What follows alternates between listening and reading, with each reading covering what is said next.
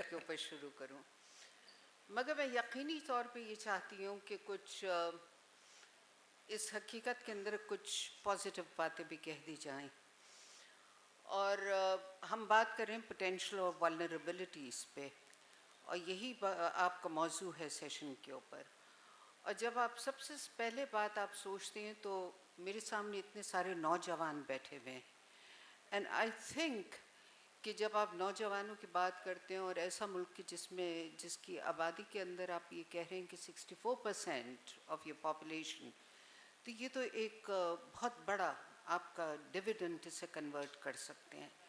और ये एक बहुत बड़ी मुसीबत चीज़ हो सकती है।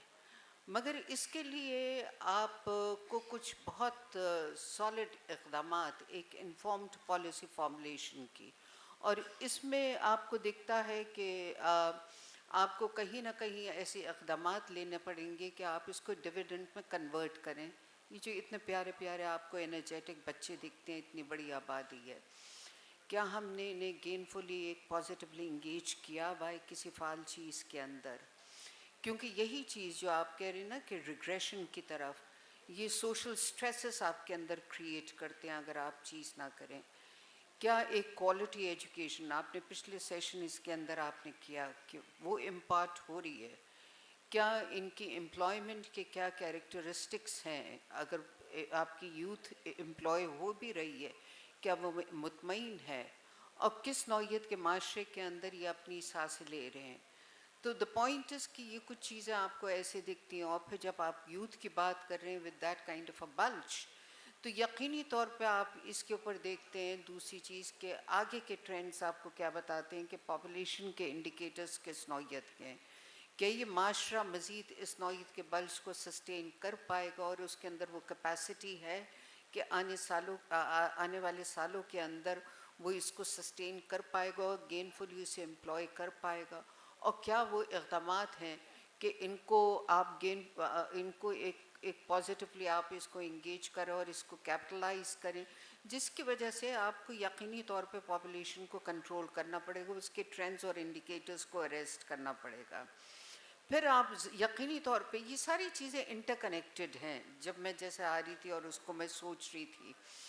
फिर आपको ये चीज़ देखना पड़ेगी, इसमें ब्रेक डाउन करना पड़ेगा मेल फीमेल का, क्योंकि आम तौर पे जब भी चाहे हुकूमती सतह के ऊपर हो या सोसाइटी के लेवल के ऊपर हो, तो आप इनके देखते हैं कैरेक्टरिस्टिक्स एम्प्लॉयमेंट के, तो आप फॉर्मल और इनफॉर्मल और पब्लिक डिस्कोर्स और सिविक स्पेस जो इन्हें मिली हुई है, और वहाँ पे कहीं कहीं आपको नेगेटिव टेंडेंसीज दिखती हैं, क्योंकि माशरा आपको ज़्यादा सिविक स्पेस नहीं देता है। और जब मैं सिविक स्पेस कह रही हूँ और वो नौजवान इज़ नॉडिंग हिज हेड, यकीनी तौर पे जब नौजवानों का मुल्क होता है और इतना बड़ा मुल्क है विद सच ह्यूज पॉपुलेशन, तो अगर आपको वो चीज़ नहीं मिलेगी तो ये नेगेटिव, उसमें फ्रस्ट्रेशंस, एंगर, और मैं बुरे अल्फाज नहीं इस्तेमाल करना चाहती, एक्सट्रीमिस्ट और रेडिकलाइज टेंडेंसीज, ये सारी चीज़ों की तरफ रुझानात, जिसको हम उर्दू में कहते हैं कि किस किस्म के रुझानात को पैदा कर रहे हैं, तो वो फिर नेगेटिव की तरफ बढ़ जाता है बजाय ये कि मुस्बत टेंडेंसीज आपके माशरे में हो। तो ये चीज़ें आपको देखना पड़ेंगी। फिर आप इसका ब्रेक डाउन करें into male and the female. मैं बहुत क्विकली मुख्तसरन ओपनिंग स्टेटमेंट के तौर पे दे रही हूँ इसी, क्योंकि हुकूमती सतह के ऊपर आप आम तौर पे देखते हैं कि ज़्यादा फोकस आके पड़ जाता है मेल पॉपुलेशन के ऊपर और अर्बन पॉपुलेशन के ऊपर, और आपकी रूरल पॉपुलेशन और फीमेल पॉपुलेशन के ऊपर वो फोकस नहीं होता है, तो आपकी पॉलिसी फॉर्मुलेशन उसे नहीं एड्रेस करती होती है। तो आपको ये चीज़ें इस नौइयत से देखना पड़ेंगी। तो जो हाँ आपने ये कहा कि सोशल रिग्रेशन, मैं अभी रिग्रेशन की तो बात करूँगी, मैं ये कह रही हूँ आप सोशल स्ट्रेसेस को देख लीजिए कि कहाँ पे वो ऐसे सोशल स्ट्रेस या ऐसे पॉकेट्स क्रिएट हो गए जो कि वो स्ट्रेस क्रिएट कर रहे हैं, जहाँ पे एक एलिमेंट ऑफ एंगर, मैं अभी लफ्ज़ एक्सट्रीमिज्म और रेडिकलाइजेशन और इन टेंडेंसीज को नहीं बात कर रही हूँ, मगर वो पॉइंट्स क्रिएट हो गए कि अगर वो अनएड्रेस रहे तो वो टिपिंग्स क्रिएट, सोशल टिपिंग्स के पॉइंट क्रिएट हो सकते हैं। तो डायलॉजिकल रीजनिंग ये बड़ा गहरा लफ्ज़ है, मगर प्लीज़ इसकी अशद ज़रूरत है हमारे यहाँ, क्योंकि उसको फ़ुक़दान, जब आप, मैंने यूथ को यहाँ पे फोकस किया है वो भी यहाँ बैठ के जब मैं देख रही थी कि इतने सारे नौजवान यहाँ पे बैठे हुए, तो उनको हमें यकीनी तौर पे देखना पड़ेगा, क्योंकि उनको फाल बनाना है, ये मुल्क उनका है, ये माशरा उनका है, उनको हमें पॉजिटिवली आगे लेना है। डॉक्टर साहब, मैडम जो चवणु आहे त हू जेका असां वटि यूथ पॉपुलेशन आहे उन खे अपॉर्चुनिटी तौर ते बि ॾिसनि थियूं ऐं साॻे वक़्तु थ्रेट बि ॾिसनि थियूं। जेकॾहिं उन यूथ जे टैलेंट खे सही नमूने टेप न कयो वियो त उहो समाज लाइ हिकिड़ो वॾो थ्रेट बि थी थो सघे। उन में टेंडेंसी ऐं उन खां पोइ उन्हनि ॿिनि शयुनि खे पॉइंट आउट कयो त हिकिड़ो जेंडर जो आस्पेक्ट आहे जेका यूथ आहे त उन में, ऐं ॿियो अर्बन रूरल जेको असां वटि डिवाइड आहे। त तव्हां कीअं था ॾिसो सोसाइटी खे, त असां वारी सोसाइटी माज़ी जी भेट में बहितरी ॾे वञी रही आहे, या तव्हां सम्झो था त अञा के ॿिया एलिमेंट्स आहिनि जेके सोसाइटी खे पुल था कनि, पोइते था छिकनि? ऐं महिरबानी अवां जी। ऐं जिते डॉक्टर साहब छॾियो आहे इहो टॉपिक डॉक्टर साहब जो, ऐं जंहिं इशू ते या जंहिं मामले खे मूंखे ॻाल्हाइण जो जेको टॉपिक मूंखे ऑर्गेनाइज़र्स ॾिनो, उन हवाले सां मां पंहिंजी राय रखंदुसि। डॉक्टर साहब खे शायदि सिंधी सम्झ में अचे थी। हाणे ॿ टे शयूं फैक्ट आहिनि त सिंधी जीअं फेडरेशन जो पार्ट आहिनि, उहा हिकिड़ी मल्टानेशनल स्टेट आहे, ऐं उन स्टेट जे अंदरि जेका सिंधी सोसाइटी आहे या सिंधी नेशन्स जा जेके मिज़ाज आहिनि, मुंहिंजो फोकस उहो थींदो। डॉक्टर साहब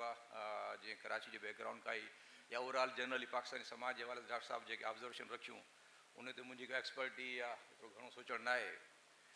ऐं मां ख़ासि हिते आयुसि इन करे जो मूंखे शायदि उहे कुझु ऑडियंस मिली वञनि, या जीअं दोस्तनि चयो त इलेक्ट्रॉनिक्स डायरी जे रस्ते सोशल मीडिया ते दोस्त ॾिसी रहिया हूंदा। हाणे सिंधी समाज खे कुझु शयुनि में बयानु करे सघिजे थो। उसद भाई, मैं आपकी तवज्जो चाहूँगा, सिंधी जो मशहूर शाइर हो ताजुल बेवस, उन जी हिकिड़ी शाइरी जे कंहिं नज़म जा कुझु सिटरूं हूं त ही क़ौम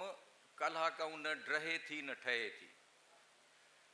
अन सिंधी क़ौम जंहिं ट्रांज़िशन जे अंदरि आहे, उहा काल अॼु या सुभाणे माना हिकिड़े अहिड़ी कंफ्यूज़ सिचुएशन में आहे त उहा न ड्रहे थी न ठहे थी। हाणे इहो जेको अनएंडिंग कॉन्फ्लिक्ट आहे, हिकिड़ो अनारकी ऐं क्यास आहे,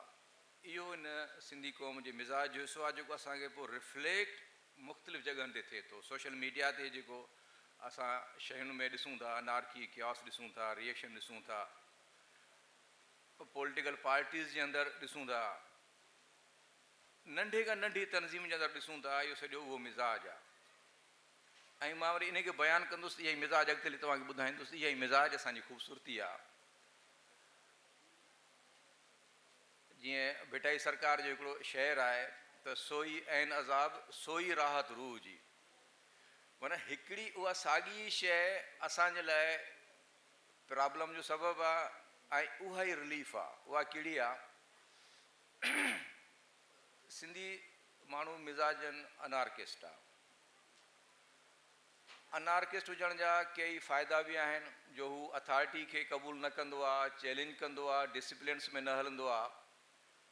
ऐं इन ई मिज़ाज जे सबबु जेका ईस्ट इंडिया कंपनी उनखे इम्प्लाई न कयो, ब्रिटिश राज जे अंदरि सिंधियुनि खे फ़ौज में न खयो वियो, छाकाणि त उहो डिसिप्लिन अनलाइक अदर्स उन डिसिप्लिन खे टो न पिए कयईं। इन करे ब्रिटिश एम्पायर जी जेका बि आर्मी हुई, उनजे अंदरि सिंधी हुए ई कोन। पंजाबी या पश्तून या ॿिया जेके डिसिप्लिन खे टो कंदड़ हुआ, जेके अनार्किस्ट न आहिनि, उहे हुते हुया, पर सिंधी न हुयो। हाणे इहा हिकिड़ी ब्लेसिंग हुई, जेका अॼु बि असां ताईं ब्लेसिंग आहे, त सिंधी हिन रियासत जो जेको बि नैरेटिव आहे, जेको बि इस्टेब्लिशमेंट जो नैरेटिव आहे कंहिं बि शइ जे बारे में, जेके अथॉरिटीज़ जा नैरेटिव्स आहिनि, उन्हनि खे क्वेश्चन कंदो आहे, उन्हनि खे क्रिटिसाइज़ कंदो आहे, उन्हनि खे चैलेंज कंदो आहे। त इहा ॻाल्हि ईअं न आहे। सब कॉन्टिनेंट जो पीस हुजे, मिलिट्राइज़ेशन हुजे, जिहादी फैक्टर्स हुजनि, मोबल वतनी हुजे, name a topic, name a narrative that state want to impose on this society, उन जे अंदरि सिंधी जो जेको लहजो, मिज़ाज, सोचण जो अंदाज़ ॿियनि खां डिफरेंट आहे। इहा हिकिड़ी वॾी ख़ूबसूरत ॻाल्हि आहे त सिंधी खे माना हू विन ओवर न करे सघिया आहिनि, जेको हिकिड़ो वॾे उन्हनि जे लाइ अॼु बि प्रॉब्लम जो सबबु आहे, त जेको स्टेट एॾो ख़र्च करे थी हिकिड़े नैरेटिव खे आणण जे लाइ उन में जेको कॉमन सिंधी आहे, कॉमन यूथ आहे, उहो उनखे क़बूल नथो करे। इहा उनजी ख़ूबसूरती आहे, इहा उनजे मिज़ाज जो हिसो आहे त हू अनार्किस्ट आहे, हू अथॉरिटी खे चैलेंज करे थो, अथॉरिटी खे क़बूल नथो करे। ऐं उन ख़ूबसूरती खे शेख अयाज़ हिकिड़ी सिट में बयानु कयो आहे। ही हुर खुर रैन बसेरन जी, वसद भाई आपको शायद इसकी ट्रांसलेशन, ही हुर खुर रैन बसेरन जी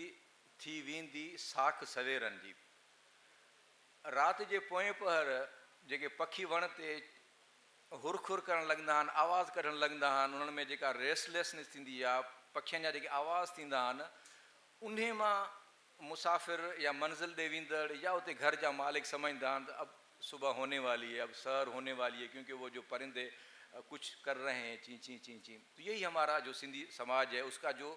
रेस्टलेसनेस है, जो हुरखुर है, जो अनएंडिंग कॉन्फ्लिक्ट है, उससे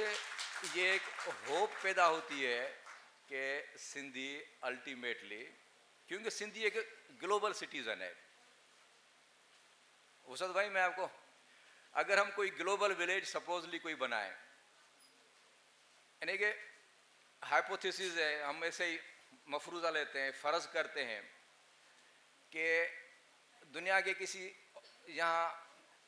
सैयारे पे एक ऐसा गांव बनाया जा रहा है जिसको हम बोलेंगे कि यहाँ पे यूनिवर्सल सिटीज़न ही वहाँ का सिटीज़न हो सकता है, शहरी बन सकता है। उस गांव के अंदर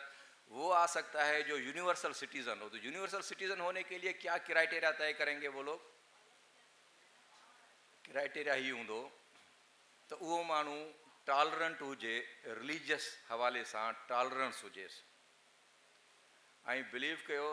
त जेकॾहिं कंहिं बि सिंधी सां गॾु साॻी टेबल ते रामचंद्र थो खाए या को माइकल थो खाए, मानी थो गॾु खाए, त उनखे उन मां किरहत न ईंदी। अनलाइक अदर प्रोविंसिस, सिंधी समाज जे अंदरि जेका इहा रिलीजियस टॉलरेंस आहे, उहा उनखे क्वालिफाई कराईंदी त उहो ग्लोबल विलेज में वञे। First criteria. सेकंड, डेमोक्रेट हुजे, मेजॉरिटी सिंधी। जनरल अयूब जे ज़माने खां अॼु ताईं हर मिलिट्री डिक्टेटर सिंधी सोसाइटी खे कोशिशि करे ॾिठी, विन ओवर करण जी कोशिशि कई, पर सिंधी सोसाइटी हमेशह डेमोक्रेट सां अनलाइक अदर सोसाइटीज़ बीठी रही हिन मल्टीनेशनल स्टेट जे अंदरि। माना रिलीजियस टॉलरेंस, उन जो डेमोक्रेट हुजणु, ऐं इन खां अलावा हू जेका सिंधी समाज जे अंदरि जेको लिबरलिज़म आहे, ओपननेस टू अदर आइडियाज़ आहे, उहा हिकिड़ी वॾी कमाल जी शइ आहे। तव्हां कंहिं बि without going into detail के हू उते ब्लेसफेमी जो उन ते इल्ज़ाम लॻंदो, तव्हां के बि नवां आइडिया ओशो खां वठी मार्क्सिज़म, लेनिनिज़म, मिस्टिसिज़म या जेको बि इशू तव्हां खणी ईंदो, उन में सिंधी सोसाइटी जे अंदरि तव्हां उते ओपनली विदाउट एनी फियर की को असांखे ब्लेसफेमी चार्ज कंदो, डिस्कस करे सघंदो, अनलाइक अदर सोसाइटीज़। हाणे ही जेके पोटेंशियल आहिनि सिंधी सोसाइटी जा, त उनजे मिज़ाज जे अंदरि जेका रेस्टलेसनेस आहे, जेका अनारकी आहे, उहा अनारकी उनखे हिकिड़ी होप ॾियारे थी त असां हिन गिवन कंडीशन्स खां निकिरी अॻिते प्रोग्रेस कंदासीं। ही स्टेगनेशन न आहे। डॉक्टर साहब तव्हांखे थोरो मां पंहिंजी ॻाल्हि पूरी कयां थी। हाणे अवां सिंधी सोसाइटी जा जेके पोटेंशियल्स ऐं वल्नरेबिलिटीज़, मां पोटेंशियल ॻाल्हाए वियुसि त सिंधी सोसाइटी जो जेको पोटेंशियल इहो आहे त सिंधी सोसाइटी जे अंदरि जेका माना सेटिस्फाई नथी थिए, रेस्टलेसनेस रहे थी, अनार्किस्ट रहे थी, ॻोल्हा कंदी थी रहे, जुस्तजू थी कंदी रहे, इहो सिंधी सोसाइटी जी ख़ूबसूरती आहे। उहा तव्हांखे रिफ्लेक्ट कंदी पंहिंजे सोशल मीडिया जे पेजिस ते, अख़बारुनि में। हाणे उन जी जेका वल्नरेबिलिटी आहे न, त पोइ थर्ड ते मां सॉल्यूशन तव्हांखे ॿुधाईंदुसि। हाणे उन जे अंदरि प्रॉब्लम कहिड़ा था थियनि त असां ऑर्गेनाइज़ेशन नथा ठाहे सघूं। जेको अनार्किस्ट जेको मिज़ाज आहे, अथॉरिटी खे चैलेंज था कयूं, कंहिंजी अथॉरिटी टो नथा कयूं। सिंध में पोयनि माॻ में कंहिं जॻह ते ज़िक्र कयो त पोयनि 1000 सालनि में सिंधियुनि कुल 3 या 4 तनज़ीमूं ठाहियूं आहिनि। इन खां अलावा सिंधी ईअं मुंतशिर छुरो छुरो रहिया आहिनि। हिकिड़ो पहिरीं तनज़ीम ठही करामती सूमरनि ठाही, सूमराज़ वर ओरिजिनल करामतीस इस्माइलीस देवर। उन्हनि फातमी जेका कैलिफिट हुई, ऑफशूट हुआ उन्हनि जा, मिस्र वारनि जा, उन्हनि सिंध जे अंदरि ऑर्गेनाइज़ तरीक़े सां हिकिड़ी मूवमेंट हलाए सिंध खे विन ओवर करे एज़ इंडिपेंडेंट कंट्री कयो। पहिरीं तहरीक हली सूमरनि जी, तॾहिं ऑर्गेनाइज़ थिया। उन खां पोइ म्यावाल तहरीक में ऑर्गेनाइज़ थिया। थर्ड टाइम मां उन्हनि जी ऑर्गेनाइज़ेशन अवामी तहरीक रसूल बख्श पलीज साहिब जी जमायत जी शक्ल में ॾिठी, जिन सिंधी माण्हू अनारकी वारे निराजियत वारे मिज़ाज मां निकिरी का ऑर्गेनाइज़ेशन ठाही। अदरवाइज़ इवन पीपल्स पार्टी जा हिकिड़े छुड़ो छुड़ो अंबो आहे, मुंतशिर माण्हू आहिनि। हाणे इहो जेको असां तनज़ीम नथा ठाहे सघूं, गॾु मतिलबु मंगण हारनि जी तनज़ीम बि महीने जे अंदरि इख़्तिलाफ़ जा शिकार, अदीबनि जूं तनज़ीमूं, सियासी तनज़ीमूं, तव्हां कोशिशि करे ॾिसो का तनज़ीम ठाहे ॾिसो, जेकॾहिं 2 सालनि जे अंदरि उहा 4 टुकर न थी वञे त मुंहिंजो नालो तव्हां मटाए छॾियो। इहो हिकिड़ो सिंधी माण्हुनि जो अनार्किस्ट मिज़ाज रिफ्लेक्शन आहे त हू 100%। अली काज़ी साहिबु जमायत ठाही, नाकाम, जेको पहिरीं कोशिशि कई भेटशाह, अॻे ॾींहुं ते मां वेहमांसि, मां फ़ोन कईमांसि, मां चवंदा कचहरी करणी आहे, वेठासीं। मूं हुनखे ते अदियूं वेठियूं आहिनि, मां वलगर लतीफ़ो नथो ॿुधां, हुनखे हिकिड़ी चवणी ॿुधाई। अली काज़ी साहिबु जहाँ शहरी आहे, हुनखे चवणी जो मतिलबु ख़बर न हुई। मूं हुनखे ॿुधायो भई ॻाल्हि ॿुध, सिंधी सोसाइटी 100% एग्रीमेंट ऐं 100% डिसएग्रीमेंट ॾे वेंदी आहे। मन either you are agreed for 100% colours ते डिसिप्लिन हर शइ ते, या 100% अली काज़ी उन्हनि सां एग्रीमेंट थिए, 1% डिसएग्रीमेंट थी, उहो चवंदो ठीकु आहे, सलाम वालेकुम साईं, तव्हां सां इख़्तिलाफ़ आहिनि ऐं नथी वञे तव्हांजी ॻाल्हि, पार्टी टुटी वई। सो इन ई सोसाइटी खे कंट्रोल करणु को सवली ॻाल्हि न आहे। इन ई सोसाइटी जे इन पोटेंशियल खे टेम करणु, उनखे स्ट्रीम लाइन करणु हर माण्हू जी वस जी ॻाल्हि कान्हे। या रसूल बख्श पलीज साहिब सां मुंहिंजा सियासी इख़्तिलाफ़ रहिया, पर उन माण्हू खे सलाम आहे, या उन्हनि सां गॾु रहंदड़ माण्हुनि खे जिन उनखे कयो। कन्वर्सेशन के जो है थोड़ो इंटरेक्टिव रखूंसि था। मां वरी गुज़ारिश कयां, अॻिमें बि हैदराबाद लिटरेचर फेस्टिवल जे अंदरि ॿिए दोस्त या कोई मॉडरेटर जो कमु साईं इहो हूंदो आहे, तव्हां मुंहिंजो इंट्रोड्यूस करायो मूंखे स्टेज। तव्हांजी ॻाल्हि ॿुधीसीं, पर तव्हां सां असांखे माना एग्री करण बि ज़रूरी न आहे न, तव्हां सां ॻाल्हि बि त रखंदासीं न, त असां we are not suppose to agree with you, ठीकु आहे। हिकिड़ो मिसाल मुंहिंजी जेका नज़र आहे, मैडम सॉरी मैं आपसे माजरत करता हूँ, जो है ना कोई अलग से सिंधी समाज एग्जिस्ट नहीं करता, कोई ऐसा सच कोई चीज़ नहीं है, जो है ना। अगर ये पे कहते हैं अनार्किस्ट हैं, तो डच मेरे एक टीम लीडर थे, उसका कहना था कि हम डच ऐसा अपने आपस में डिसएग्रीमेंट करते हैं, अगर ट्रेन में 6 डच बैठेंगे तो बाय द टाइम जहाँ पे वो उतरेंगे तो वो 6 एक दूसरे से डिसएग्रीड हो जाएंगे। तो ये एक जनरल ह्यूमन नेचर के कुछ क्वेश्चन हैं, वो डायरेक्टली सिंधी सोसाइटी पे नहीं होते। मेरा आपसे ये क्वेश्चन है, मुझे तव्हां खां इहो क्वेश्चन आहे, जेकॾहिं सिंधी सोसाइटी अनार्किस्ट आहे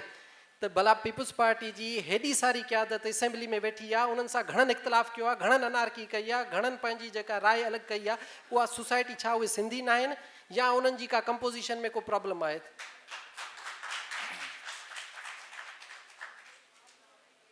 पीपल्स पार्टी कॾहिं बि का ऑर्गेनाइज़ जमायत न रही आहे, ऐं इन जे लाइ मुंहिंजी हिकिड़ी पॉलिटिकल थ्योरी आहे त पीपल्स पार्टी इस्टेब्लिशमेंट तरफ़ां सिंधियुनि ते नाज़ुल कयल हिकिड़ी अहिड़ी जमायत आहे। इस्टेब्लिशमेंट जिन जे रस्ते सिंधियुनि खे एतिरो रिआयत याफ़्ता रखे थी जो हू टोटल ऑल आउट बग़ावत में न वञनि। इहो हिकु स्टेट जे अंदरि मुंहिंजो नुक़्ते नज़र आहे त सिंधी नेशन खे पीपल्स पार्टी जी मार्फत रिआयत ॾिनी वई आहे। पीपल्स पार्टी कॾहिं बि ऑर्गेनाइज़ न रही आहे, उहो पंहिंजो पाण तव्हांखे ॿुधाईंदा हू ऑर्गेनाइज़ जमायत न आहे, हू हिकिड़ो कैरिज़मा ते हलंदा आहिनि, वाट एवर देयर। हाणे मां हिते इन लाइ डिस्कस करणु आयो आहियां त पीपल्स पार्टी छा आहे, हू छा आहे। सिंधी सोसाइटी उन जा जेके पोटेंशियल्स आहिनि इन ई में ई आहिनि त उहे रेस्टलेस आहिनि, उहे कुझु करणु चाहिनि था, पर उन जे अंदरि असांखे हिकिड़ी ग़लती थिए थी त असां जीअं उर्दू में चवंदा ट्रक जी बत्ती जे पुठियां लॻाए था छॾनि, डिफरेंट टाइम्स ते डिफरेंट इशूज़ असांजी सोसाइटी खणी थी विसारे वेही थी रहे। मतिलबु अॼु खां 2 साल 3 साल पहिरीं घोसड़ू मास्तर हिकिड़ो वॾो इशू हो। हर माण्हू खे इहा फ़िक्र हो त घोसड़ू मास्तर जे करे सिंध जी तइलीम तबाह थी वई आहे। पोइ उन्हनि जा नाला रखी उन्हनि खे शेमिंग पे कयूं, वाट एवर दे वर डूइंग। अॼु कंहिंखे यादि बि कोन्हे त तइलीम जो छा हाल आहे। जेकॾहिं को माण्हू संजीदा आहे तइलीम बचाइण जे लाइ, त उनखे उहा सस्टेनेबिलिटी रखणी हुई त भई घोसड़ू मास्तर ठीकु थी वियो, बायोमेट्रिक थी, हाणे अॻिते तइलीम खे न ईअं न। वाटर कमीशन ना साईं, सिंध जे अंदरि वाटर कमीशन जा केॾा किसा हुआ। अमीर मुस्लिम हानी जे मार्फत सिंध जे अंदरि पैरेलल गवर्नमेंट ठही, कंहिंखे यादि आहे जेके एप्लीकेंट हुआ जिन अपील दाख़िल कई हुई ऐं हानी खे आंदो हो त भई सिंध जे अंदरि उहो साॻियो ई पाणी जो इशू मौजूदु आहे। सिंध जे अंदरि जेको सीवेज ड्रेनेज खां वठी जेको ड्रिंकिंग वाटर आहे सभु मसइला मौजूदु आहिनि उहो इशू त हथ ई खणी विया हाणे जेके असांजूं वल्नरेबिलिटीज़ आहिनि उहे इहे आहिनि त असां जल्दी शयुनि खे विसारे वेही था रहूं नीजर जेके रिएक्शन्स थियनि था उन में बचाइणो आहे ऐं थर्ड हाणे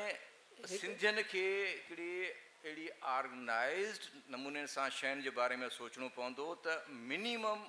एग्रीमेंट ॾांहुं हलनि 100% एग्रीमेंट कंहिं बि सोसाइटी जे अंदरि न थींदी आहे they should be tolerant for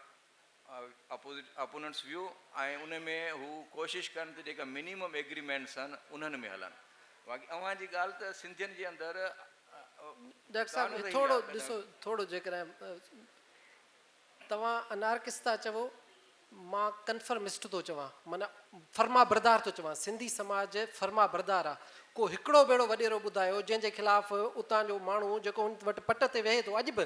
बि सोशल मीडिया ते पीरनि जे पेरनि में वेठा आहिनि छा वॾेरनि जे पेरनि में वेठा आहिनि छा उन्हनि जे इर्द गिर्द गाजियुनि जे पोयां भॼनि था उहो हिकिड़ो कन्फर्मिस्ट आहे या अनार्किस्ट आहे भाषा माण्हू आहे सिंधी हिकिड़ो अर्ज़ु ॿुधो ही बिट्टो मकानी निज़ाम सिंध में ड्यूल निज़ाम ये आज से 4 साल पहले की बात है कोई वडेरा अपनी गाड़ी में घूम नहीं सकता था अब क्या बात करते हो Sindhi he is a very smart person उनके कम पवंदो आहे साईं साईं साईं ही नोज़ ये पॉलिटिकल ऐं जेकॾहिं कमु नथो आहे त भरी महफ़िल में हू चङे भले खे माना पटको लाहे वठंदा आहिनि उनखे सिंधियुनि खे परवाह बि न थींदी आहे इन करे सिंधियुनि जे मकानी निज़ाम में जनरल ज़िया जो पीरियड असां ॾिठोसीं त सिंध जे अंदरि MRD मूवमेंट में वॾेरा पंहिंजो जेको सो ॻोठनि में ई न वेंदा हुआ उन्हनि खे ज़िया हिमायत तहरीक वारो माण्हू सही मूव न करे सघंदो सिंधी सोसाइटी जो इहो कोन्हे सिंधी कन्फर्मिस्ट आहे Sindhi is a radical Sindhi is a very much anarchist हा उनजो कमु फासंदो आहे हू सम्झंदो आहे त ही माण्हुनि में मलिक असद सिकंदर में या फलाणे माण्हू में मुंहिंजो कमु आहे त पोइ हू पंहिंजो उन तरीक़े सां कमु वठंदो आहे अच्छा मैडम आपकी तरफ आते हैं क्योंकि डॉक्टर साहब थोड़ा सा किसी पॉलिटिकल एस्पेक्ट्स पे चले गए तो मैं आपका भी व्यू पॉइंट इस पे देखना चाहेंगे जो समाज हम कहते हैं सिंधी समाज पंजाबी समाज बलोच समाज पश्तून समाज उनके कल्चरल चंद वैल्यूज़ तो सेम होते हैं लेकिन कुछ बिहेवियर्स यूनिवर्सल होते हैं अगर आप सब कॉन्टिनेंट की बात करेंगे तो सेक्युलर भी मिलेंगे आपको इंडिया सेक्युलर था आज वो रेडिकल एक्सट्रीमिस्ट हो गया है इसी तरह से हम कैसे कह सकते हैं कि ये जो चंद वैल्यूज़ हैं कि रिबेल करना बगावत करना रेजिस्ट करना नाइंसाफ़ी के खिलाफ उठना ये क्या चंद समाज की जो है ना मीरास है या एक जनरली हम बात कह सकते हैं कि बाकी दुनिया में भी ऐसा होता है आपका क्या ख्याल है इस पर देखिए ये मिरास तो नहीं है ये तो इंडिकेट करता है there is something which precedes it और ज़ाहिर है वो ये कैरेक्टरिस्टिक्स तो आप इस नौयत से डिटर्मिन नहीं करते हैं और there is a socio political history behind it और उसको आप बिल्कुल निगेट नहीं कर सकते हैं मगर इस पूरी चीज़ को क्योंकि मैं बिल्कुल इस फ्रेम ऑफ माइंड में आई थी कि बहुत सी मर्तबा हमें इश्यूज़ को डीपोलिटिसाइज करके देखना पड़ता है हम बहुत कन्वीनियंटली और कोई हर्ज नहीं है अगर आप पॉलिटिकल लेंस से भी सब सारी चीज़ों को देखें बिकॉज उसको डिसइंटेंगल करके तो देखना ही है ना इन चीज़ों को हमें करना है मगर मैं इस फ्रेम ऑफ माइंड से इस वक्त यहाँ पे आई थी कि देखिए कुछ मामलात होते हैं जो हुक्मरानों के होते हैं और मुल्कों के होते हैं एंड वो स्पेसिफ़िक होते हैं कंट्री स्पेसिफ़िक होते हैं कुछ मामलात होते हैं जो कि माशरती लेवल पे होते हैं और वो माशरों के ऊपर हैं कि माशरे और लोग उनका हल तलाश करना चाहते हैं या नहीं चाहते हैं और इसमें हम अपने आप को उलझा देते हैं क्योंकि हमें नहीं समझ आती कि हम कब वो वाली लाइन को क्रॉस करके और दोनों चीज़ों के ऊपर अपने कन्फ्यूजन्स को क्रिएट कर रहे हैं मिसाल के तौर पे एक छोटी सी मैं मिसाल देती हूँ इकनॉमिक इश्यूज़ बड़े रेलेवेंट हैं आजकल unemployment is there but unemployment को अगर हुकूमत एड्रेस करेगी तो यकीनन वो एम्प्लॉयमेंट जनरेशन के ऊपर करेगी मगर अगर वो मुझे अफेक्ट करेगी तो अनएम्प्लॉयड होने के नाते करेगी कि अनएम्प्लॉयमेंट किस नौयत से माशरे के ऊपर असरअंदाज हो रही है तो हमारा मुद्दा मसला एक ही है मगर उस इशू को हम एड्रेस डिफरेंट पर्सपेक्टिव में करेंगे या उसे रेज डिफरेंट एंगल से करेंगे तो आई थॉट कि क्योंकि आपने अभी पोटेंशियल और वल्नरेबिलिटीज़ के हवाले से बात की है तो मैं as a citizen of this society, because it is a literature festival है, तो हमें कहीं ना कहीं इस डिस्कोर्स को, इस डिबेट को अपनी वॉइसेस, बिकॉज कहीं ना कहीं माशरे की voice is missing, we are the silent force and we need to raise it as a citizen of this country. तो उस नाते से मैं इन चीज़ों को उठाना चाहती थी कि कौन से वो इश्यूज़ हैं कि जो कि हमें इन चीज़ों को रेस करके, इसका सोशो पोलिटिकल लेंस भी है जो ये कह रहे हैं, मगर इसका बहुत सी चीज़ों का हमें सोशो इकोनॉमिक लेंस है, सोशल रिलीजियस लेंस भी हमारे आड़े चलते चले आ रहे हैं। तो I think it's very important for us. मैं जो तवज्जो दिलाना चाहती थी वो उन चीज़ों को जो कि सोशल डेवलपमेंट और सोसाइटी को बाय एंड लार्ज हमारे इम्पैक्ट कर रहे हैं, और वो रिग्रेशन, क्योंकि आपने जो शुरू में तवज्जो दिलाई थी कि वो कौन सी चीज़ें हैं और क्या हम इसमें कंसेंसस माशरती सतह पे एग्जिस्ट करता है कि पाकिस्तानी माशरे में पाकिस्तानी माशरा तनज़्ज़ुली की तरफ जा रहा है, क्योंकि आपने भारी वजनी अल्फाज इस्तेमाल किया था कि there is a social regression. तो ये इट्स अ वेरी बहुत वजनी लफ्ज़ है ये, और अगर वाकई तनज़्ज़ुली की तरफ जा रहा है तो उसमें वो कौन से इंडिकेटर्स हैं जो कि वो उसे कॉज कर रहे हैं। खाली पॉलिटिकल चीज़ें तो नहीं हैं जो कि उसे तनव, उसमें तो माशरती कुछ चीज़ें ऐसी पिच इन करती हैं कि जिसकी वजह से आप इतनी रैपिडली बैंक्रप्सी, एजुकेशन सिस्टम, आपका क्रिटिकल थिंकिंग नहीं होती है, आपकी सिविक स्पेस जाती है, आपकी पब्लिक डिस्कोर्स नहीं होती है, आपकी फ्रीडम ऑफ एक्सप्रेशन की जगह श्रिंक होती है। ये सारी चीज़ें वो ऐसी होती हैं जो कि आपका जो सवाल था कि वो इसको इंक्रीजिंगली जब आप ये चीज़ों को, तो वो फ्रस्ट्रेशन को जनरेट करती हैं। मेरे भाई ने सही बात की कि आपको ज़ाहिर ये जो सिचुएशंस होती हैं जहाँ पे एथनिक और नेशनलिस्टिक मूवमेंट्स होती हैं या मिलिटेंट मूवमेंट्स होती हैं, वो भी कुछ ऐसी फीलिंग्स होती हैं जिनकी वजह से आप इंक्रीजिंगली डिसेंट जनरेट करते हैं। मगर टॉलरेंट माशरे वो भी होते हैं कि जहाँ पे उन माशरों को भी कहते हैं कि जहाँ पे आप डिसेंटिंग व्यूज सुनने के ये जो टेंडेंसी है रिजेक्शनिस्ट कि मैं अगर डिफरेंट जो है ना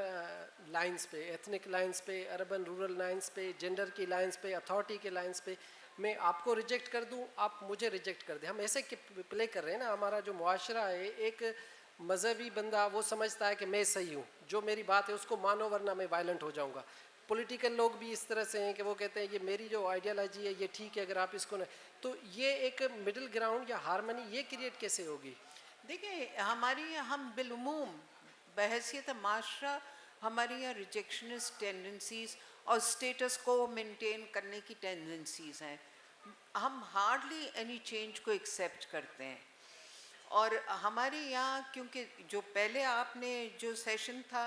कि ये सारी वो चीज़ें जो कि तालीम जनरेट करती है, इसका कल्चर का बड़ा ताल्लुक़ होता है। अगर आपके माशरे के अंदर वो कल्चर ही नहीं डेवलप हुआ है जो कि डिसेंटिंग वॉइसेस के लिए एक्सेप्टिंग हो। अब ये जो कोई बात करें, we need to agree to disagree. एक मुहावरा क्या कहते हैं ना कि we need to agree to disagree. तो वो एक कल्चर डेवलप होता है माशरे के ऊपर, एक दिन का नहीं होता है, और ये इरोड होता है। देखिए, प्लूरलिस्टिक माशरा आपका है ही नहीं, तो वो तो over the number of decades उसको ख़त्म किया गया है, और बहुत इंटेंशनली उस माशरे को ख़त्म किया गया है, वो टेंडेंसीज को। डॉक्टर साहब, वी एग्री टू डिसएग्री। अब आप किस हल पे जाते हैं जो है ना, सवाल इहो आहे, तव्हां जेको चओ था त ही असांजो जेको अलॻि सां को हिकिड़ो सियारे ते समाज आहे जंहिंजा वैल्यूज़ के ॿी दुनिया सां शेयर नथा थियनि, सिर्फ़ु असां ई आहियूं जेके सेक्युलर आहियूं, सिर्फ़ु असां ई आहियूं जेके अनार्किस्ट आहियूं। मां चयो त मां हिन फेडरेशन जे अंदरि मल्टी नेशनल स्टेट आहे, उन जे अंदरि पश्तून समाज जे बारे में नथो ॼाणियां, मूंखे पंजाबी समाज जे बारे में एतिरी न आहे ख़बर, पर मूंखे सिंधी समाज जे बारे में ख़बर आहे, जिन जे बारे में मां ॻाल्हाईंदुसि। मूंखे त चयो त सभिनी खां घटियल आहियूं। असां तव्हांखे चऊं था त जेके तव्हां ॻाल्हियूं था कयो इहे ॿियनि समाजनि में बि ईअं आहे जिथे नाइंसाफ़ी आहे जिथे ज़ुल्म आहे जिथे अप्रेशन अॼु पश्तून जेके आहिनि न पंहिंजी स्ट्रगल में सिंधी स्ट्रगल में कोन्हनि के कयो त सिंधी समाज जी ब्यूटी आहे त सिंधी समाज जो common man he can qualify for being a citizen of a universal village so can the common Pakistani मुंहिंजी ॻाल्हि ॿुधो नो छाकाणि ॿियनि सोसाइटीज़ जे अंदरि तव्हांखे कादियानी तव्हांखे शिया सुनी एॾी डिविजन्स मिलंदियूं अच्छा very recently they have the script writers कोशिशि कई आहे त सिंधी समाज जे अंदरि बि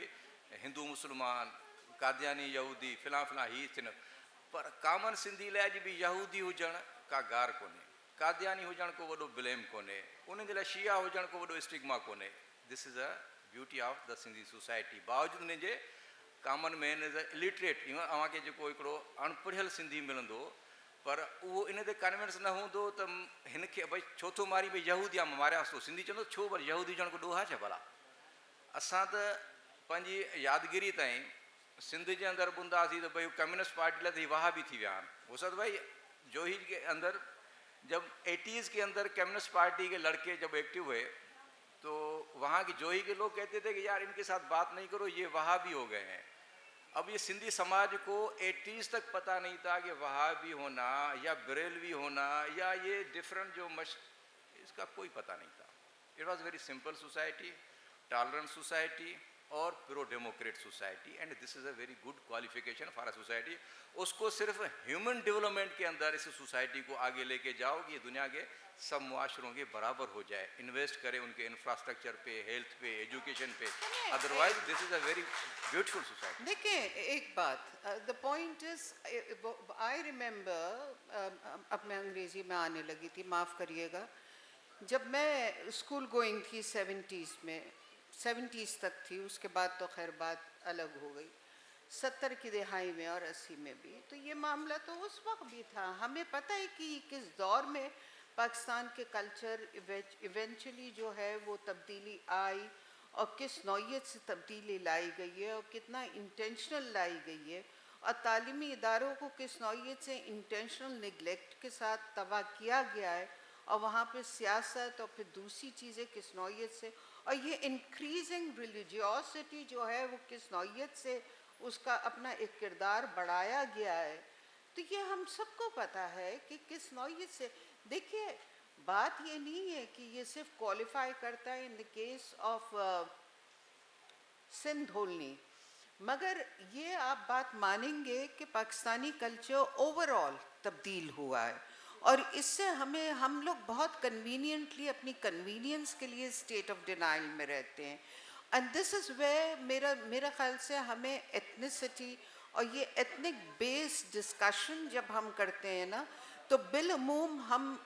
कुल्ली तौर पे कि माशरे में क्या तब्दीली हो रही है उससे हम अपने आप को शनाफ और आंखें बंद कर लेते हैं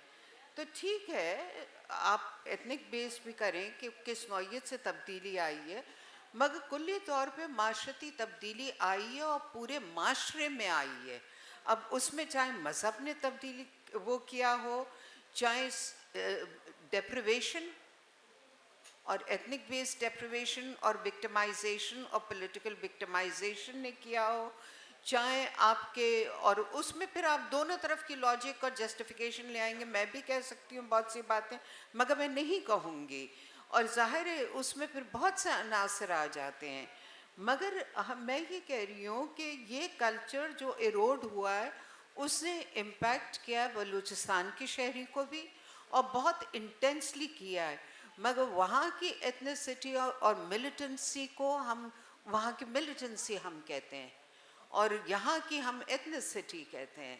तो और वायलेंट एथनिसिटी है तो आप उसकी इस्तिलाहात को हम बदलते चले जाते हैं तो we need to be sensitive to these things and then bring it into our discussions.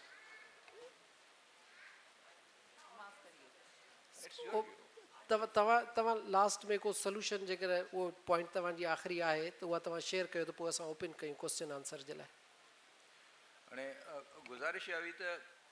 जंहिं समाज जे अंदरि एॾो वॾो पोटेंशियल हुजे जेका ब्लेसिंग इन डिसगाइज़ हुजे ऐं जेको ई उन जी डिस्ट्रक्शन जो सबबु हुजे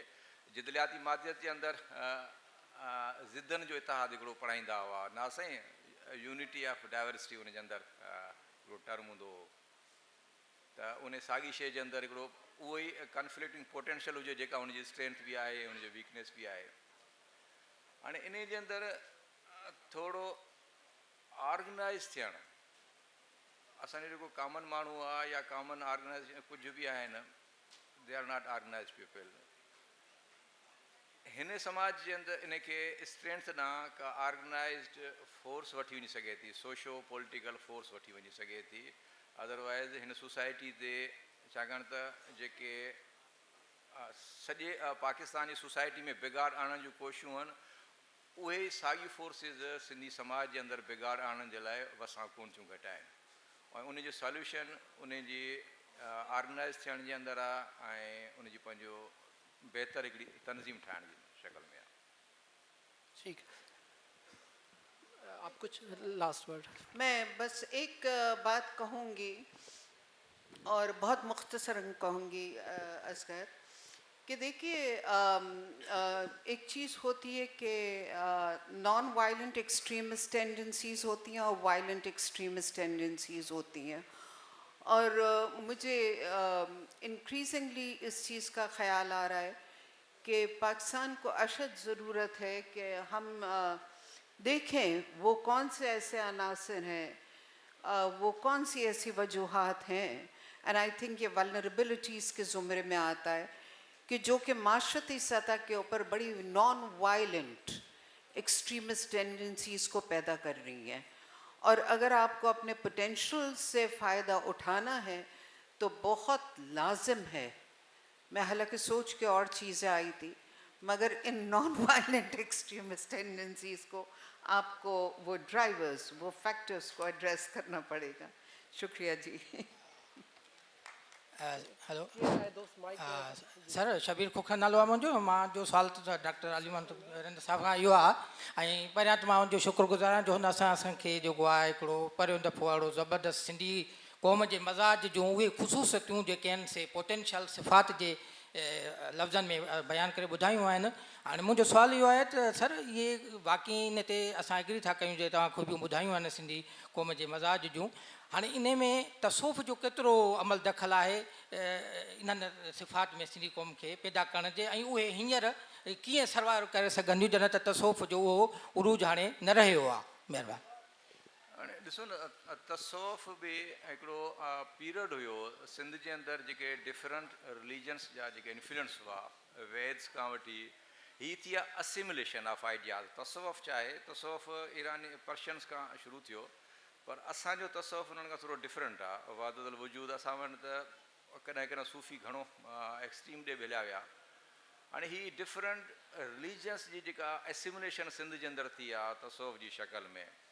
इवन सिंध जे अंदरि सूफ़ी शाहिन आहे त एक्सट्रीमिस्ट रहियो, बल्कि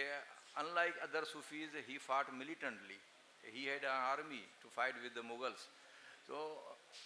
सिंध जे अंदरि तसौफ़ ॿियनि दुनिया जे इलाइक़नि खां डिफरेंट हो। सूफ़ी जो हिकिड़ो जेको पंहिंजो रिलीजन जे माना सूफ़ी हिकिड़ो रवीअ जो नालो आहे। तव्हां रिलीजियसली कंहिंखे टॉलरेट कयो था हुनजो ओपिनियन खे, पंहिंजो ओपिनियन खे हुन ते इम्प्लीमेंट नथा कयो, लकुम दीनकुम वली दीन वारो जेको ख़्यालु आहे। इन खां अॻिते जिन तसौफ़ खे हाणे बिल्कुलु जेको कल्ट करे वठे थो न, इहो माना मुंहिंजे ख़्याल में जस्टिफाइड न आहे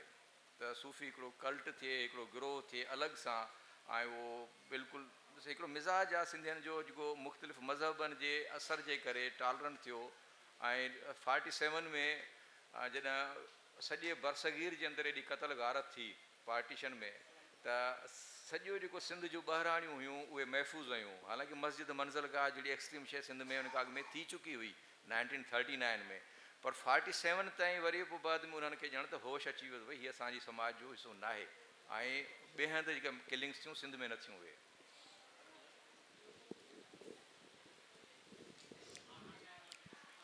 सर, मुझे तव्हां सां सवाल आहे त पहिरीं त मां क्लियर कंदमि डिसएग्रीमेंट खे अगरि असां पॉज़िटिवली वठूं त उहा तमामु सर जिन सां मां एग्री थी कयां, सर इदरीस साहब सां, त त उहा असांजी पॉज़िटिव डिसएग्रीमेंट जेका आहे कंफर्मिस्ट में वञे थी, छो जो उन सां ई असां कंहिं शइ ते डिसएग्री कयूं था त उहा असांजी डेवलपमेंट में शामिलु थिए थी। पर उते ई असां नेगेटिव पहलू में वञूं था त उहा असांखे हिकिड़ी मुनफ़ी तरीक़े सां हिकिड़ी अहिड़े रुझान में वठी वञे थी जिथे असांजा पेर हलंदे हलंदे लिड़खड़ाईंदा आहिनि। पर असां जॾहिं डिसएग्रीमेंट ते ॾिसूं त डिसएग्रीमेंट असांजी चाइल्डहुड खां ई स्टार्ट थिए थी। जॾहिं असां पंहिंजे पेरेंट्स सां ई चऊं था असांखे 10 रुपया ख़र्ची न 20 रुपया ख़र्ची मिले, इहा असांजी शहर रग में ई फितरतन असांजी जेका आहे मौजूदु आहे। त असां सिंधी क़ौम खे हिकु ईअं कीअं था चई सघूं त उहा डिसएग्री करे थी, तव्हां नेगेटिव पहलू में चओ था या पॉज़िटिव में, छो जो हिकिड़ी जॻह ते चयल आहे त ये क़ौम मुर्दा परस्ती के फ़न में माहिर है, आज हम इसको रो लेते हैं कल ये हमको रोएंगे। जेकॾहिं हिकु क़ौम खे हाईलाइट कयो वियो आहे त क़ौम में त का बि क़ौम अची सघे थी। जेकॾहिं सिंधी क़ौम खे असां बाक़ाइदा चवंदासीं त ही क़ौम डिसएग्रीमेंट करे थी, जिथे 6 माण्हू डिसएग्री थी वञनि था त उते 6 ई थी वेंदा। छा उहा जेका डेवलपमेंट अचे थी उहा पॉज़िटिवली अचे थी या नेगेटिवली अचे थी? भेण मां इहा ई गुज़ारिश कई त सिंधी समाज जी साॻे ई वक़्तु ख़ूबसूरती ऐं बदसूरती ॿई उन जो अनार्किस्ट हुजणु आहे। उहो ई उन्हनि जो पोटेंशियल बि आहे ऐं उहो ई उन जो डिस्ट्रक्टिव फोर्स बि आहे। हाणे मूं सवेर मिसाल तव्हांखे ॾिनो त अॼु खां 6 साल पहिरीं पीपल्स पार्टी ऐं MQM पावर में हुआ। उन्हनि गॾिजी करे जॾहिं ॿिटो मकानी निज़ाम इंट्रोड्यूस कयो त ओवरनाइट सॼी सिंध जे अंदरि 100% उनखे रिजेक्शन थी। नतीजे में पीपल्स पार्टी जो कोई MPA MNA या मिनिस्टर सिंध जे कंहिं रोड ते हली फिरी न पियो सघे, जे हले पियो त उनखे जूता गारियूं बेदा या उनजे बेइज़ती पई थी। इहा जेका ख़ूबसूरती आहे हाणे इहा उन खां बाद में वरी ख़तमु थी वई, अॻी इलेक्शन ताईं ख़तमु। मां चवंदो इनखे हाणे सस्टेन इहा जेका अनार्किस्ट मिज़ाज आहे उनखे चैनलाइज़ करिणो आहे। उन जे अंदरि मिनिमम एग्रीमेंट्स ते कंहिं लीडरशिप सां कंहिं सॼी शइ सां गॾु हलणो आहे जीअं उहा शइ नतीजा बि ॾेई सघे।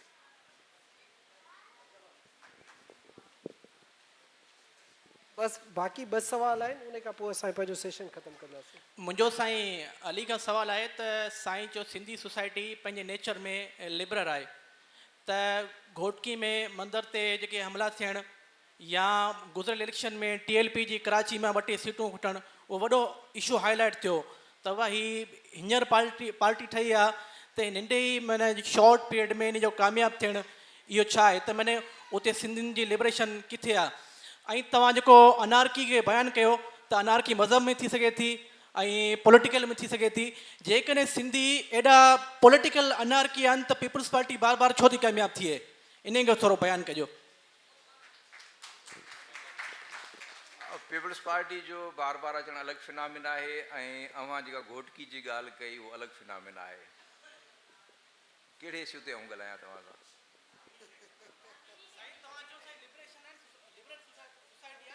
हिकिड़ी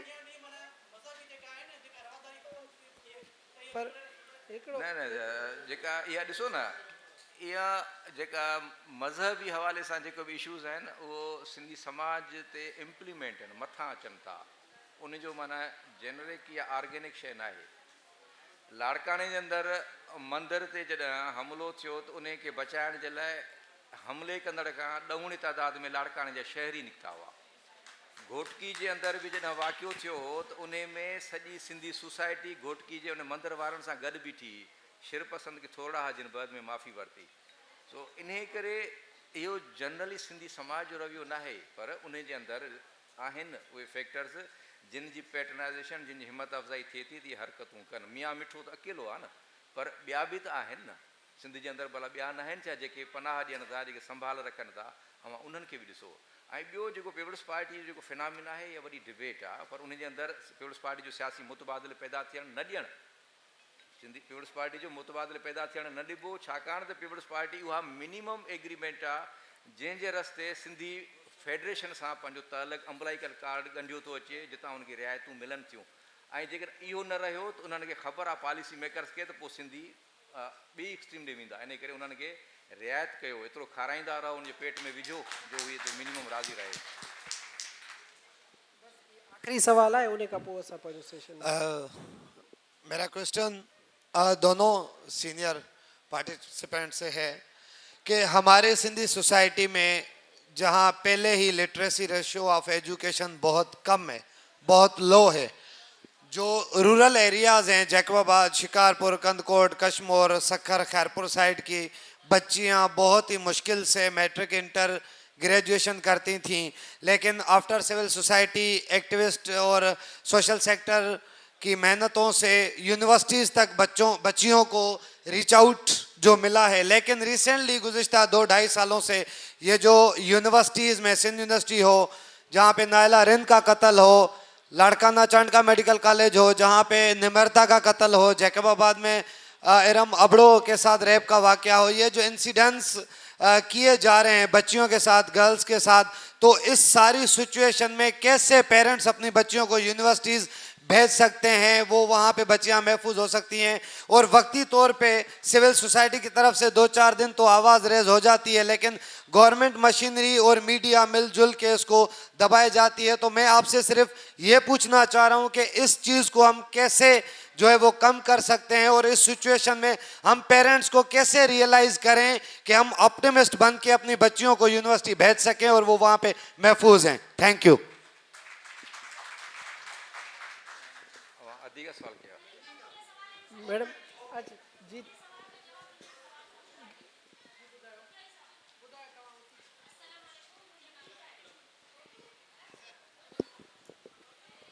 अस्सलाम वालेकुम। मुंहिंजो नालो नज़ीर बानो लाशारी आहे। अवामी जमहूरी पार्टी ऐं सिंधी औरत तंज़ीम सां मुंहिंजो तालुक़ु आहे। मुंहिंजो सवाल सर सां इहो आहे, अदा जीअं ॻाल्हि कई आहे त हीउ जेको कुझु थिए पियो ॿारनि सां असांजे एजुकेशन में, त इहो त थिए पियो, इहो त असां जेके सिंध में वेठा आहियूं, जेके असां MP MLA जेके बि आहियूं पाकिस्तान जा, इहे सभु सिंधी ई आहियूं ऐं असांजा जेके इदारा आहिनि सिंध में से सभु सिंधी ऑफिसर ई वेठा आहिनि। त हीअ असां कीअं करियूं, त इहो हिकिड़ो त सवाल हिकिड़ो वॾो ई आहे। पर तव्हां असांखे इहो ॿुधायो, जेकॾहिं असीं सभु सिंधी मिली वोट न ॾियूं PP खे, तव्हां चयो न त PP ॿिए कंहिंखे अचणु न ॾींदी, त इहो त असांजे हथ में आहे न, असीं हिननि खे वोट छो था ॾियूं? त इन जो जवाबु इहो ई आहे। हाणे तव्हां मूंखे थोरो क्लियर करे ॿुधायो त जेकॾहिं असांजे इदारनि में सिंधी आहिनि त इहो छो थो थिए असां सां? यूनिवर्सिटी बारे में ॻाल्हाए त मां के वोट न, मूंखे इहो चयो त ॿुधायो त अदी असांजे तव्हांजो सभु सवाल अची इदारे वियो। में सिंधी आहिनि, तव्हांजो ऑफिसर सवाल सभु सिंधी आहिनि, पोइ असां सां ही छो थो थिए? बच्चा उन्हनि जा ई आहिनि। हाणे अदी तव्हां वियो त माना ही तव्हांजो सवाल अची वियो अदी। मां वरी गुज़ारिश आहे हिकिड़ो मिनट नासा ई ॿुधिजो मुसद भाई, जो लोग 2013 जी जेका इलेक्शन आहे सिंध जे अंदरि जनरल इलेक्शन आहे, उन जे अंदरि जेका फाफन जी जेका डेटा एनालिसिस आहे उन मुताबिक़ पीपल्स पार्टी मिनारिटी वोट मां सिंध मां खटियो, पीपल्स पार्टी पावर में आई, पर जेकॾहिं 3 करोड़ माण्हुनि वोट कया त उनजो जेको मिनारिटी वोट पीपल्स पार्टी कयो ऐं मेजॉरिटी वोट में न खटी। ॿियो छा थियो त सिंध जे कंहिं बि टाउन ऐं म्यूनिसिपल एरिया में पीपल्स पार्टी 2013 में ऐं हाणे कोन खटियो आहे। मिसलन सकरन जे अंदरि, मिसाल लाड़काने जे अंदरि, माना जेके सिंध जा म्यूनिसिपल ऐं टाउन एरियाज़ आहिनि उन्हनि जे अंदरि पीपल्स पार्टी हाणे कान पई खटे। पीपल्स पार्टी जो वरी बि उमेद आसरो ॿाहिराड़ी जो उहो ग़रीब ऐं कामन माण्हू आहे जेको अञा ताईं जीअं भुटो चए पियो। हाणे थिए इहे थो त जादूगर जेके आहिनि उहे जादूगर इन सॼे इलेक्शन प्रोसेस खे कहिड़े तरीक़े सां हाईजेक कनि था, कहिड़े तरीक़े सां सीटूं ॾियारनि था। उन जे अंदरि केतिरे टाइम ताईं पीपल्स पार्टी सिंध जे अंदरि जटराव कंदी, जंहिं बि पीपल्स पार्टी खे हिकिड़ो बहितर प्लेटफॉर्म सां चैलेंज थियो, पीपल्स पार्टी ओवरनाइट सिंध जे अंदरि डिफीट थींदी, पर बहितर प्लेटफॉर्म थिए।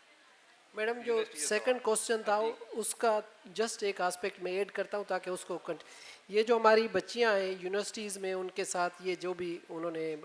आपको बताया कि प्रॉब्लम्स फेस हो रहे हैं, उनकी फैमिली पीछे हट रही है या वो प्रॉब्लम में आ रही है। और दूसरा ये जो टेक्नोलॉजी है इसकी वजह से ये मोबाइल और ये इसमें भी ख़वातीन की वल्नरेबिलिटी बढ़ जाती है, क्योंकि वो भी उनके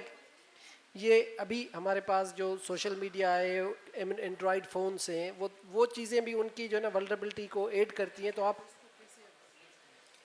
देखें, ये तो नहीं कह सकते कि कानून साजी नहीं हुई है। आपके बहुत सारे आदत सादा ऐसे कानून एग्जिस्ट करते हैं जो कि औरत को प्रोटेक्ट करते हैं। तो कानून साजी तो पाकिस्तान में बहुत है जो कि प्रोटेक्शन प्रोवाइड करती है। फिर वो कौन सी ऐसी वजूहात हैं कि जिसकी वजह से औरत फिर भी इतनी वल्नरेबल है, बल्कि इतनी एक्सपोज्ड है यकीनी तौर पे कि आपका फिर तवज्जो आती है कि माशरे के अंदर ऐसे अनासर हैं और माशरा अपने आप में उन चीज़ों को हवा देता है जाए जिसमें हम खाली इल्ज़ाम मर्द के ऊपर नहीं डालते, औरत ख़ुद को भी अपने आप को वीक करके पोर्ट्रे करती है। तो मैं कुछ बात कह लूँ, दोनों चीज़ें तो आपकी कानून साजी तो हुई है, मगर आपका माशरा जो है वो कल्चर वो तब्दील नहीं कर रहा कि जहाँ पे औरत, और इसमें वुसअतुल्लाह साहब अगर सुनते हों, आपका मीडिया और जितना ड्रामा पोर्ट्रे कर रहा है औरत को as a weaker object, I think वो भी बहुत अपना रोल प्ले करता चला जा रहा है। इलेक्ट्रॉनिक मीडिया, फिर जिस तरह की डिस्कॉर्ड डिबेट हो रही है सोशल मीडिया के ऊपर, आई थिंक वो बहुत ब्रूटल डिवीज़न है, बहुत ही एब्रप्ट और क्रूड और ब्रूटल डिवीज़न है। जिस तरह की बातें सोशल मीडिया के ऊपर आती हैं, आई थिंक बहुत अच्छा होता है कि अगर आपका डिबेट सोशल मीडिया के ऊपर भी ऐसा हो कि आप दूसरे की बात, वो मैं कहती हूँ ना कि आपकी डिस्कशन नहीं होती, डिबेट नहीं होती, इट्स अ डिवीज़न जो कि मज़ीद डिवाइड हो रहा है। तो इसमें कोई हर्ज नहीं है जो मेरे भाई ने सवाल की कि हम अपनी बच्चियों को कैसे भेजें। बच्चियों को बिल्कुल भेजना चाहिए, कानून की इम्प्लीमेंटेशन होना चाहिए, मगर आपके माशरे की साख जब तक नहीं बदलेगी, जब मैं कह रही हूँ माशरे की साख बदलना, इसका प्लीज़ हरगिज़ ये नहीं मतलब होता कि आप मज़हब को उठा के ताक पे रख दें या अपने इक़्तिदार को उठा के ताक पे रख दें, मगर हम मिनहसुल कौम ये नहीं समझते कि वैल्यूज़ और नॉर्म्स भी जो होते हैं वो तब्दील होते हैं, दे आर नेवर स्टैटिक। तो अगर 21वीं सदी के अंदर आपकी बच्ची निकली है तो she should be able to protect herself. मेरा सिर्फ इतना ये कहना है। ठीक है, थैंक यू। असां पंहिंजे हिन सेशन जो इख़्तिताम कंदासीं। सिर्फ़ु ॿिनि ॻाल्हियुनि सां त डॉक्टर साहिबा जो ख़्यालु हुयो त असांजी सोसाइटी में जेका यूथ आहे उहा वॾी पोटेंशियल आहे, उन जे जेकॾहिं सही नमूने असां फ़ाइदो नथा वठूं त उहो थ्रेट थी थो सघे। उन यूथ खे एम्प्लॉयमेंट, एजुकेशन, इन्हनि ॿिन्ही शयुनि जी ज़रूरत आहे। डॉक्टर साहिब जो चवणु हुयो त सिंधी यूनिवर्सल सिटीज़न आहे, हुनजा जेके नॉर्म्स ऐं वैल्यूज़ आहिनि सेक्युलर, लिबरल ऐं सूफ़ी आहिनि, ऐं सिंधियुनि खे हिकिड़ी तंज़ीम नई जेका आहे उन जी ज़रूरत आहे त पंहिंजा पॉलिटिकल राइट वठी सघनि। इन सां डॉक्टर साहिब तव्हांजी ऐं डॉक्टर साहिबा तव्हांजी तमामु वॾी महिरबानी, तव्हां असांजे प्रोग्राम में आयो। Thank U.